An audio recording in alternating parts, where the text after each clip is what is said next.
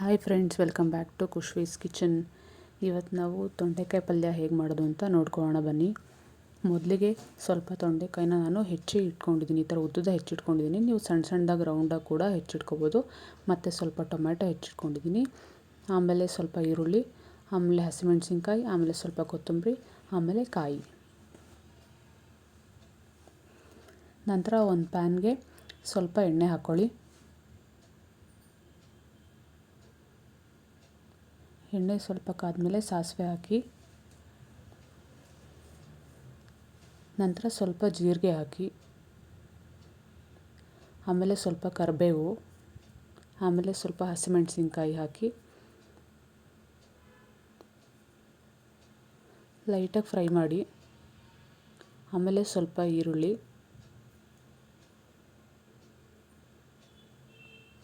ಈರುಳ್ಳಿ ಸ್ವಲ್ಪ colour change ಆಗೋವರೆಗೂ ಚೆನ್ನಾಗಿ ಫ್ರೈ ಮಾಡಿ.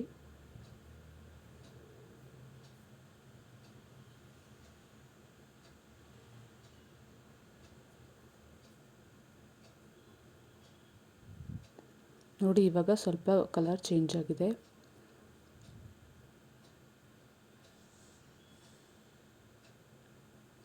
ಈಗ ಸ್ವಲ್ಪ ಟೊಮೆಟೊ ಹಾಕ್ಕೊಳ್ಳಿ.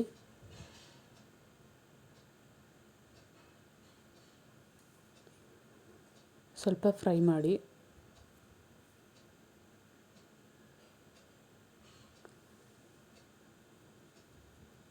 ನಂತರ ರುಚಿಗೆ ತಕ್ಕಷ್ಟು ಉಪ್ಪು ಹಾಕ್ಕೊಳ್ಳಿ.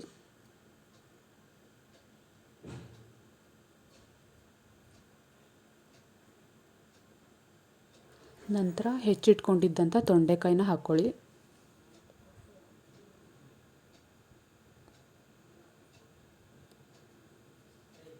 ಚೆನ್ನಾಗಿ ಮಿಕ್ಸ್ ಮಾಡಿ ಫ್ರೈ ಮಾಡ್ಕೊಳ್ಳಿ.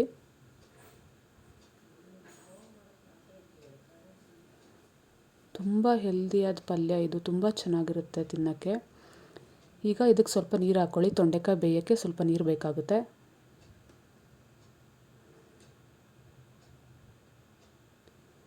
ತುಂಬ ಬೆಂದರೂ ಚೆನ್ನಾಗಿರಲ್ಲ, ಸ್ವಲ್ಪ ಲೈಟಾಗಿ ಕ್ರಿಸ್ಪಿ ಇದ್ದರೆ ಈ ಪಲ್ಯ ತುಂಬಾ ಚೆನ್ನಾಗಿರುತ್ತೆ. ಸ್ವಲ್ಪ ಹೊತ್ತು ಹೀಗೆ ಮುಚ್ಚಿಡಿ. ಒಂದು 5 ಮಿನಿಟ್ಸ್ ಆದಮೇಲೆ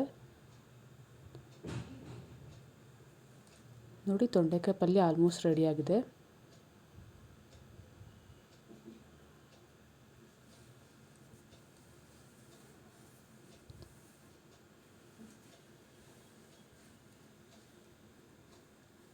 ಈಗ ಇದಕ್ಕೆ ಸ್ವಲ್ಪ ಚಿಟಿಕೆಯಷ್ಟು ಅರಿಶಿನ ಹಾಕಿ. ಇದು ಆಪ್ಷನಲ್ಲು, ನಿಮ್ಮ ಇಷ್ಟ, ನೀವು ಬೇಕಾದರೆ ಹಾಕ್ಕೋಬೋದು, ಇಲ್ಲಾಂದರೆ ಸ್ಕಿಪ್ ಮಾಡ್ಬೋದು.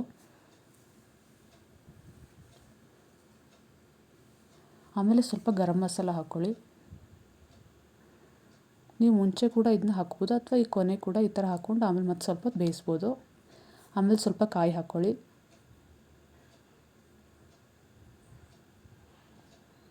ನಂತರ ಸ್ವಲ್ಪ ಕೊತ್ತಂಬರಿ ಸೊಪ್ಪು ಹಾಕ್ಕೊಳ್ಳಿ. ಮಿಕ್ಸ್ ಮಾಡಿಬಿಟ್ಟು ಲೈಟಾಗಿ 1-2 ನಿಮಿಷ ಫ್ರೈ ಮಾಡಿ. ನೋಡಿ, ಈಗ ತೊಂಡೆಕಾಯಿ ಪಲ್ಯ ರೆಡಿಯಾಗಿದೆ. ತುಂಬ ಈಸಿ ಮತ್ತು ತುಂಬ ಬೇಗ ಆಗೋ ಪಲ್ಯ ಇದು. ತುಂಬಾ ರುಚಿಯಾಗಿರುತ್ತೆ. ಒಂದು ಸಲ ಟ್ರೈ ಮಾಡಿಬಿಟ್ಟು ನೋಡಿ ಮನೇಲಿ. ನೀವು ಯಾವ ರೀತಿ ಮಾಡ್ತೀರಾ ಅಂತ ಹೇಳಿ. ಪ್ಲೀಸ್ ನಮ್ಮ ಚಾನೆಲ್ನ ಸಬ್ಸ್ಕ್ರೈಬ್ ಮಾಡಿ, ಲೈಕ್ ಮಾಡಿ, ಶೇರ್ ಮಾಡಿ, ಕಮೆಂಟ್ ಮಾಡಿ. ಈ ಪಲ್ಯ ಚಪಾತಿ ಜೊತೆ, ರೊಟ್ಟಿ ಜೊತೆ ಎಲ್ಲ ತಿನ್ನೋಕೆ ತುಂಬಾ ಚೆನ್ನಾಗಿರುತ್ತೆ. Comment ಮಾಡ್ತೀರಲ್ವಾ friends? ಟ್ರೈ ಮಾಡಿ ನೋಡಿ. Thank you.